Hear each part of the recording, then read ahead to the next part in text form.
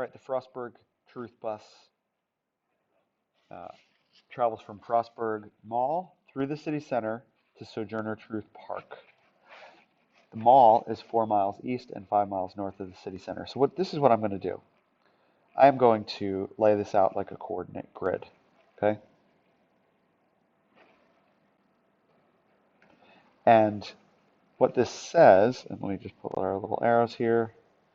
And and what I'm going to do here is I'm going to say this. This is north, this is south, this is west, and this is east, just to give us directions to move so we can start to kind of physically plot these points. Okay. The mall is 4 miles east, so starting from the city center, 4 miles east and 5 miles north. So that's up here at 4, 5. Okay.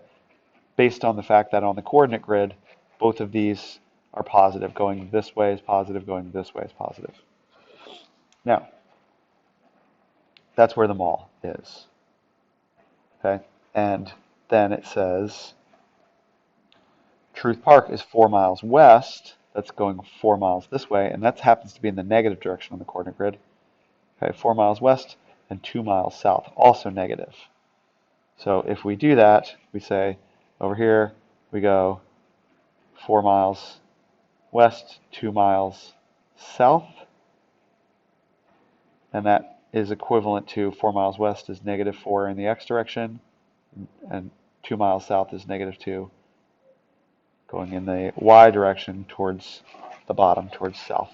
Okay? Then we have coordinates, because what they're asking is, how far is it from Truth Park to the mall? And that's this particular length right here. Okay? So we use the distance formula. Okay, so I'm going to zoom in here. So we just use this particular portion of it. And I'm going to write the distance formula down. Okay? The distance formula equals the square root of x2 minus x1 squared plus y2 minus y1 squared. Okay. So let me see if I can zoom back out just to see if this works. Great. So now we've got, because I need to record these points, I'm going to write them up top again. We've got them as -4, -2, and 4, 5. Just so I can see them when I zoom in. Okay. So what are we going to call these? Well, let's call them x1, y1, x2, y2. Hopefully I've made it clear by this point that it doesn't matter which one you use for point number 1 and which you use for point number 2. So, rewrite the whole thing. I'm going to put brackets because I need parentheses where I'm going to be putting in values.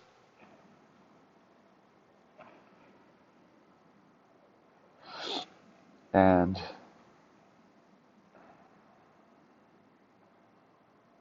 here we go. And then, so for -4 for x1, and -2 for y1. Same thing for x2 and y2. And then when I simplify this,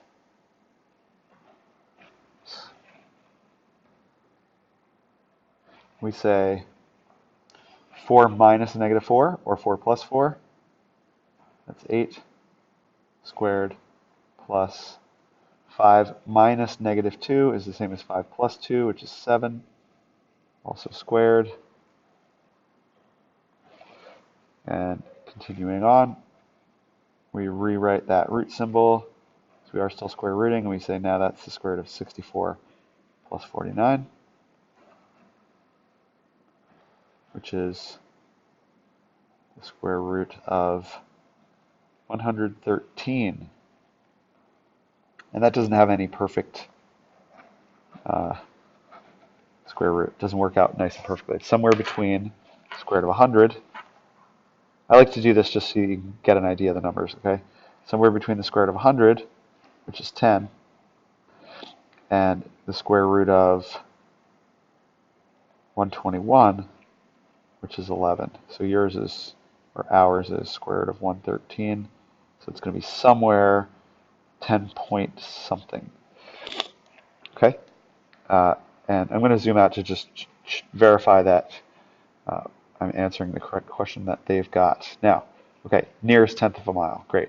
So when it says nearest tenth of a mile, what that's suggesting that we have to do is we need to square root it on the calculator and then round it off. So square root of 113, 10.63. So I'm going to say not equal to, but, oops, sorry, not equal to, but approximately equal to 10.63. And then what are we doing? What we're doing is we're rounding to here. So we look here. Is the 3 5 or higher? No, it's not. So we don't change the 6 when we round it. We get approximately equal to 10.6. And I'm going to box that and zoom out.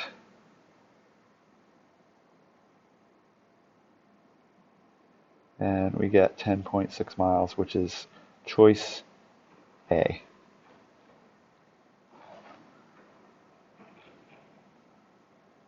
That's it.